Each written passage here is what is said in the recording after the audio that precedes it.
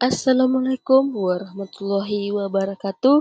Perkenalkan, nama saya Siti Karmah dengan NIM H05230555 dari Prodi Pendidikan Guru Sekolah Dasar Fakultas Keguruan dan Ilmu Pendidikan Universitas Sulawesi Barat. Di sini saya akan menjelaskan mengenai P3K, pokok-pokok tindakan pertolongan, pembalutan, pembidaian, dan transportasi. Bagian A, pokok P3K dan prinsip dasar pertolongan pertama. Pertolongan pertama pada kecelakaan atau P3K adalah tindakan awal yang diberikan kepada seseorang yang mengalami cedera atau keadaan gawat darurat secara tiba-tiba sebelum mendapatkan penanganan medis lebih lanjut. Tujuan utama P3K adalah menyelamatkan jiwa korban, mencegah kondisi yang lebih parah, dan membantu pemulihan sementara.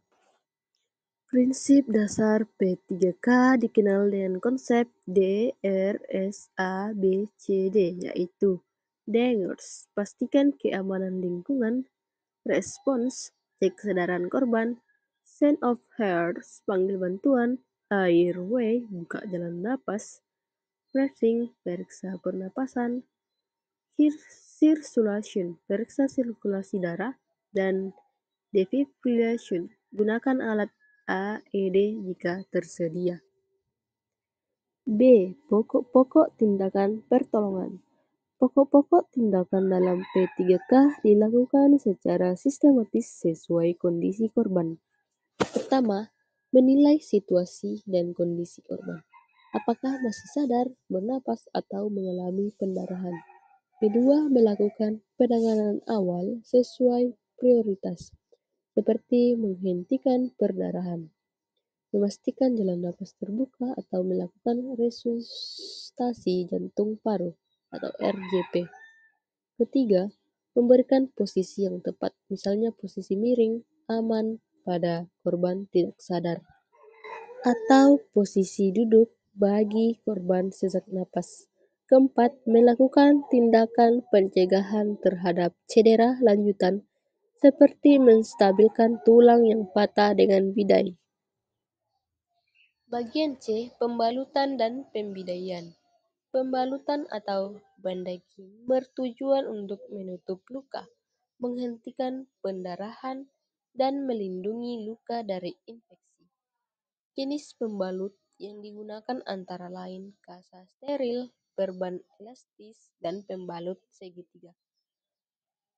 Pembalutan harus dilakukan dengan teknik yang tepat, tidak terlalu longgar agar tidak lepas, dan tidak terlalu ketat agar tidak menghambat aliran darah. Sementara itu, pembidaian atau splinting dilakukan untuk menstabilkan tulang yang patah atau sendi yang terkilir agar tidak menambah cedera. Bahan bidai bisa berupa papan kayu, koran tebal, atau bahan keras lain yang tersedia. Prinsip utama pembidaian adalah memastikan sendi di atas dan di bawah bagian yang patah ikut dipasangi bidai, kemudian dibalut dengan perban untuk menjaga kestabilan. Bagian D, transportasi. Transportasi korban adalah proses memindahkan korban dari lokasi kejadian ke tempat yang lebih aman atau ke fasilitas kesehatan. Tujuannya untuk mencegah kondisi korban memburuk. Jenis transportasi bergantung pada tingkat cedera. Untuk luka ringan dapat menggunakan bantuan berjalan atau digendong. Sedangkan untuk cedera berat seperti patah tulang atau cedera tulang belakang harus dilakukan dengan alat angkut khusus seperti tandu, datar, atau papan panjang. Menurut Basri et al. 2021. Peralatan dan obat-obatan P3K.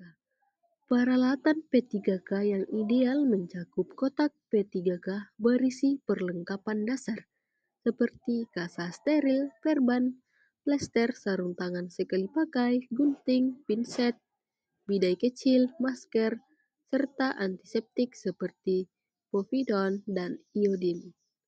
Sedangkan obat-obatan dasar meliputi obat penurun demam, yaitu parasetamol, salep luka, kapas alkohol, obat diare ringan, dan cairan pembersih luka. Semua alat dan obat harus disimpan dalam kondisi bersih, kering, dan mudah dijangkau. Kesimpulan, pertolongan pertama pada kecelakaan atau P3K merupakan tindakan awal yang sangat penting dalam menangani keadaan darurat medis sebelum pertolongan profesional tiba. Prinsip dasar P3K menekankan keamanan, kecepatan, dan ketepatan dalam menolong korban. Langkah-langkah utama seperti pembalutan, pemindaian, dan transportasi harus dilakukan dengan benar untuk mencegah komplikasi. Peralatan dan obat-obatan dalam kotak P3K perlu disiapkan dan diperiksa secara berkala. Dengan pengetahuan dan keterampilan P3K yang memadai, masyarakat dapat berperan aktif dalam menyelamatkan nyawa dan meminimalkan dampak cedera.